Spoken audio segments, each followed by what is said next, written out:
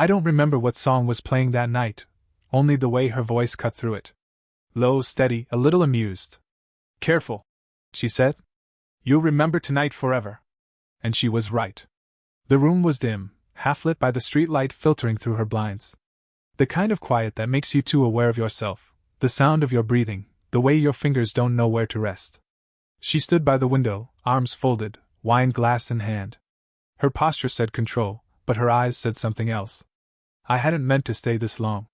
What started as a quick visit, returning the folder she'd left behind after class, turned into conversation. Then another glass of wine. Then a silence neither of us hurried to fill. She was older, yes, but that wasn't the point. It wasn't even the reason I couldn't stop looking at her. It was something quieter, the calm in her movements, the way her sentences trailed off like she was always thinking 3 thoughts at once. Her name, when I finally said it, felt too soft for my mouth. "You always do that," she murmured, not looking at me. "Do what?" "Watch. Like you're waiting for permission." Her tone wasn't teasing. It was something between curiosity and warning. I wanted to tell her I wasn't waiting for anything. That I just didn't want to ruin it, whatever this was. But instead I said nothing. The air between us thickened. She set the glass down, slowly, like even that sound might break the moment. Then she crossed the space between us, not close enough to touch, just near enough that I could smell her perfume, faint jasmine, a trace of warmth. "Do you always get this quiet?" she asked. "Only when I don't know what to say." "Then say nothing." Her eyes held mine, steady, unblinking. I could feel my pulse in my throat. I thought of stepping back. Of making a joke, breaking the tension before it broke me. But her hand brushed my arm, just once, barely, and every thought scattered. Her touch wasn't an accident. It lingered half a second longer than polite. A spark, not cinematic, not loud, more like static under skin. "You shouldn't look at me like that," she whispered. "How am I looking at you? Like you're trying to memorize me." I didn't answer. I didn't need to. The silence after that felt heavier. She turned away, and I caught the faintest tremor in her breath, maybe a sigh, maybe a laugh that didn't make it out. Her reflection in the glass looked younger somehow, lit by the orange wash of the street lamp. Outside, a car passed. Somewhere, a clock ticked. Time kept moving, but the air between us stayed still. I wanted to say something, to ask what she meant, to tell her that I didn't plan any of this. But my voice wouldn't come. Then she turned back. Her expression softened, a trace of regret maybe, or a thought she didn't want to share. "You should go soon," she said quietly. "I know." But neither of us moved. Her gaze drifted to the door, then back to me. That was when she said it again, softer this time, almost like a confession. "You'll remember tonight forever." Before I could reply, before I could even breathe, there was a sound, a sharp knock at the door. She froze. Her eyes flicked to me, unreadable now. "Don't move," she whispered. And just like that, the spell, if that's what it was, cracked open, waiting for whatever would come next. The knock that night turned out to be nothing, a neighbor confused about the wrong door. But the silence that followed stayed between us, even after I left. For days I told myself it was nothing. That she was nothing more than someone older I admired, someone I could learn from. But when I saw her again, in daylight this time, everything I'd tried to fold neatly away came undone. She was at the coffee shop near campus, reading. The same calm posture, legs crossed, her fingers tracing the rim of her cup as if she were measuring time. When she saw me, something flickered in her eyes, not surprise, but recognition. Like we'd already agreed on a secret we couldn't name. "Didn't think I'd see you here," I said, trying for casual. "Then you don't know me very well," she replied, smiling faintly. We sat across from each other, too close for comfort, too far for honesty. I noticed the faint tiredness under her eyes, the way she kept her cardigan drawn tight even though it wasn't cold. There was a story there, a heaviness she carried lightly. "Were you married?" I asked before I could stop myself. Her hand froze around her cup. "Once," she said. Then after a beat. "Long ago enough that I should stop saying once." I wanted to ask more, but her tone warned me not to. "People always want to fix what isn't broken," she added. "He was one of them. And I wasn't." There was something in the way she said wasn't, quiet, almost tender. A confession disguised as a fact. I nodded, pretending to understand. But I didn't. Not really. The conversation drifted. We talked about books, music, the weather, safe things. Still, her eyes kept finding mine between sentences. When she reached for her bag, her fingers brushed mine. It wasn't deliberate. It also wasn't nothing. Her breath caught, so soft it could have been imagination. I felt the warmth of her skin for only a second, but it stayed long after she pulled back.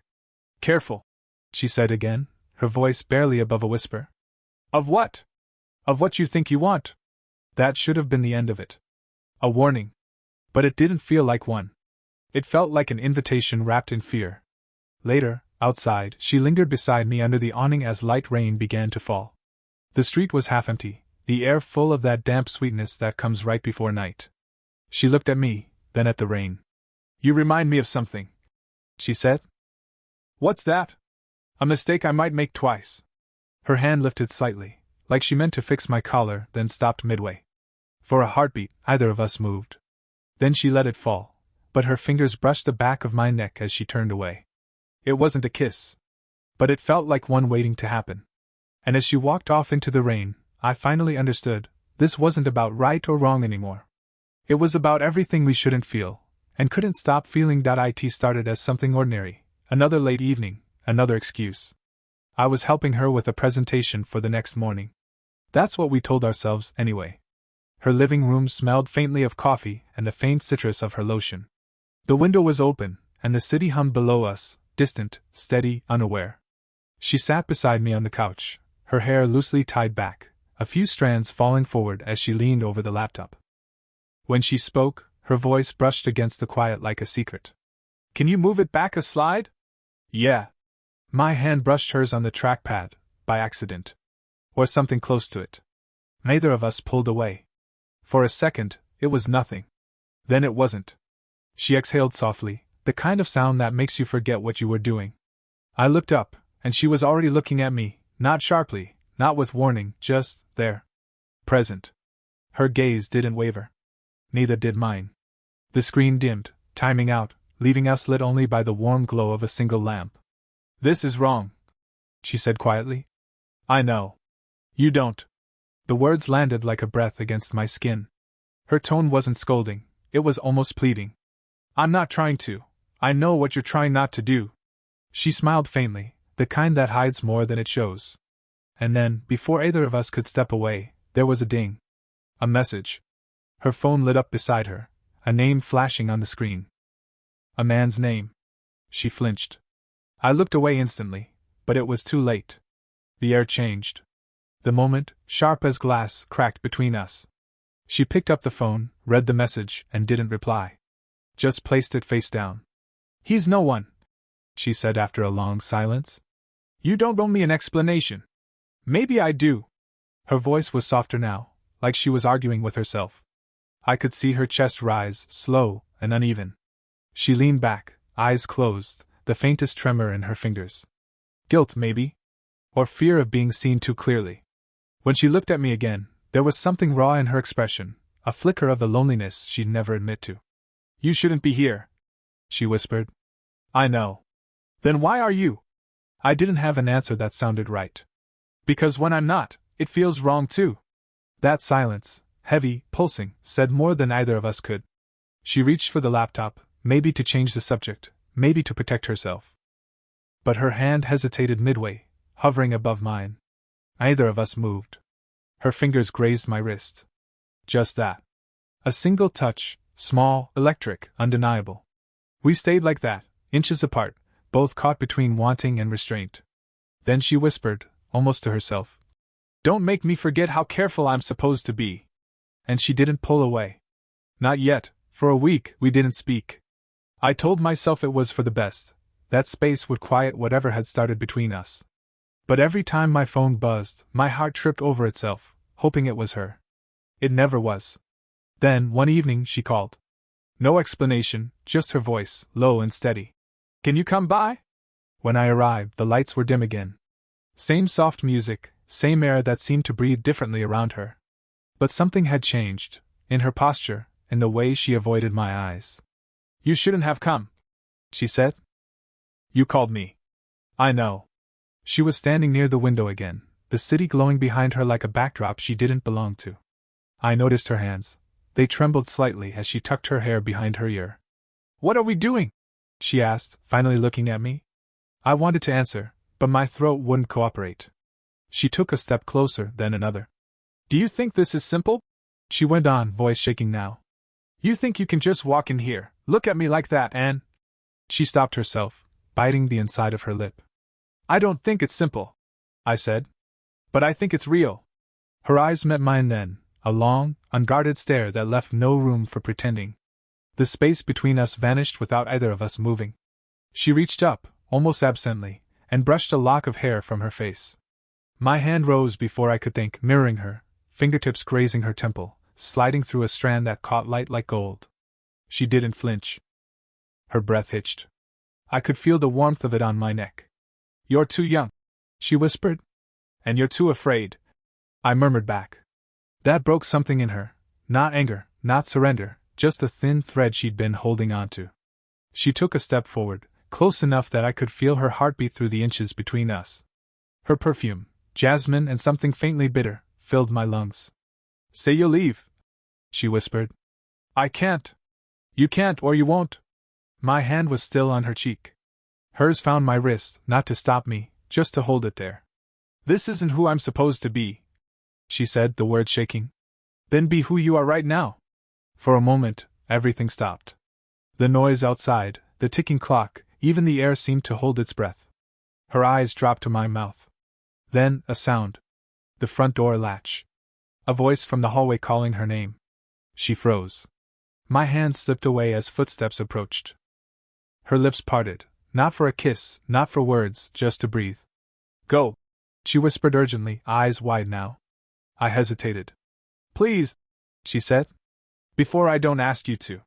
And just like that, I was out the door, heart pounding, her scent still clinging to me, knowing something had already changed forever. I didn't see her for almost 2 weeks after that night. Every time I passed her building, I told myself I wouldn't look up, and every time, I did. Her windows stayed dark. No music, no light, no sign she was home.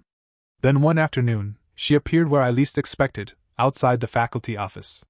She was talking to someone, a man, older, smiling in that way men do when they believe they know more than they should. When she noticed me, her smile faltered. "Wait here," she said to him, and walked over. Her steps were steady, but her eyes weren't.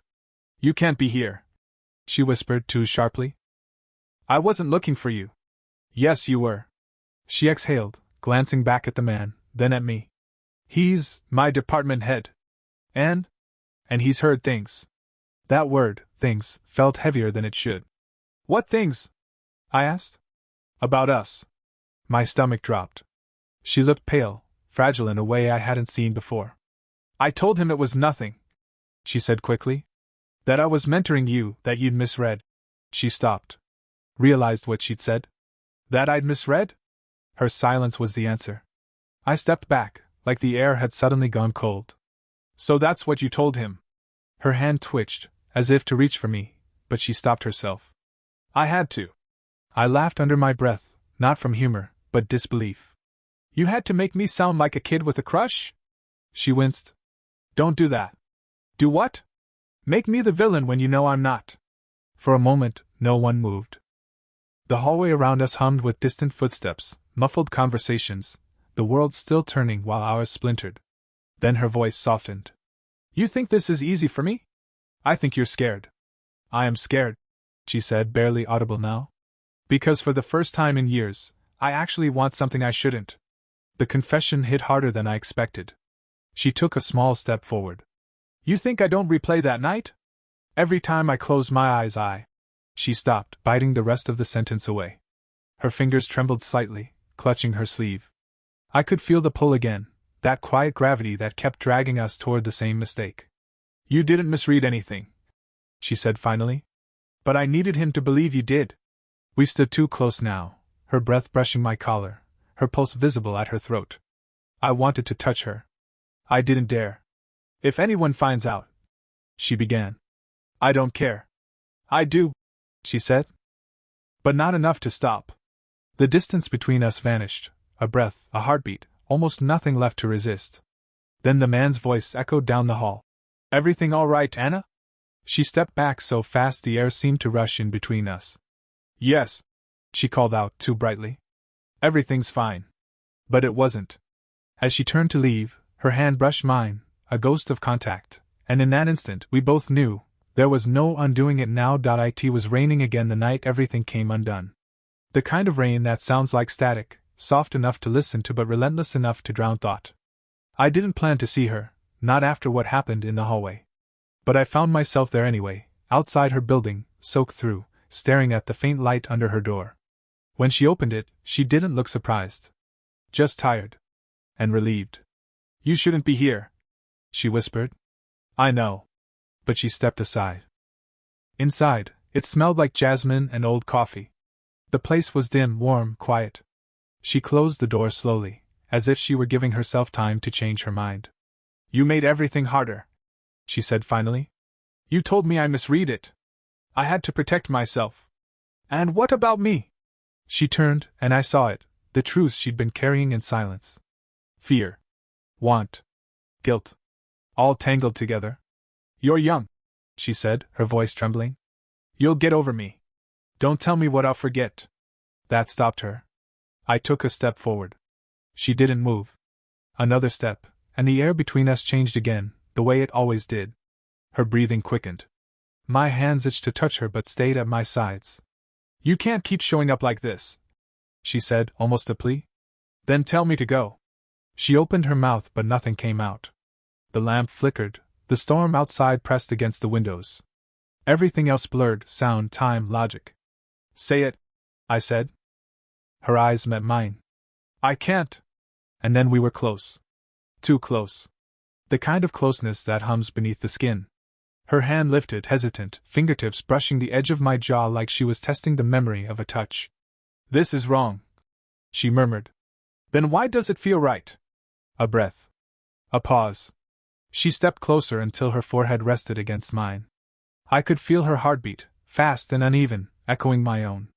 You'll regret this, she whispered. Only if you stop me.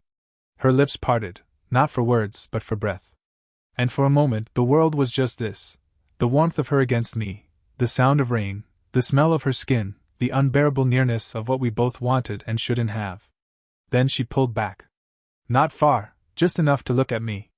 Her eyes were wet, but not from the rain. I can't lose myself in this, she said. You already have. She let out a breath, a laugh or a sob I couldn't tell, and then shook her head. You'll remember tonight forever, she said softly, like she was giving me permission and goodbye all at once. And she was right.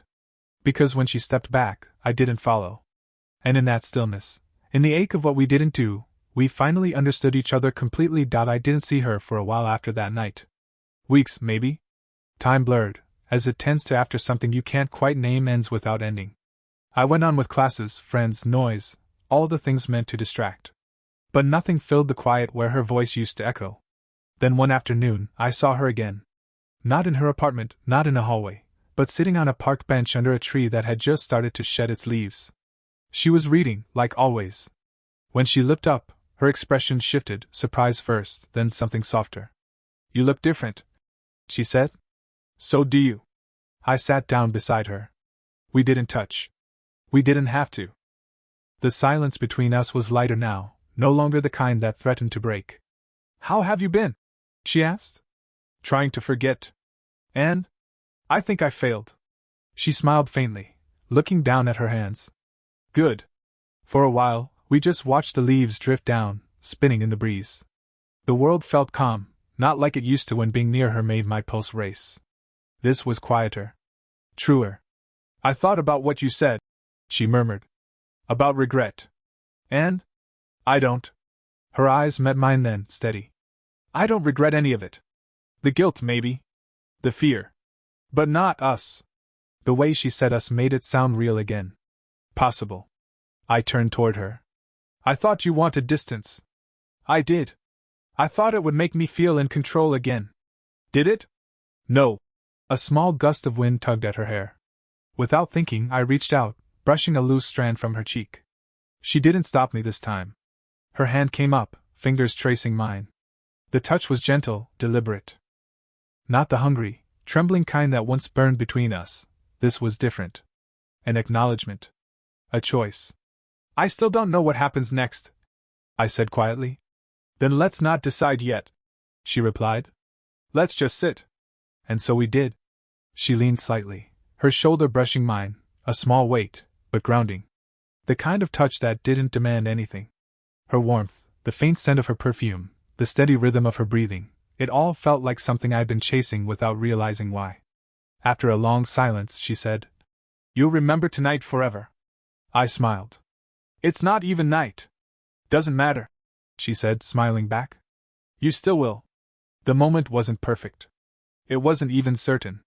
But it was enough. I reached for her hand. She let me hold it. No tension this time, no hesitation, just quiet, shared understanding. And for the first time, it didn't feel like we were breaking a rule.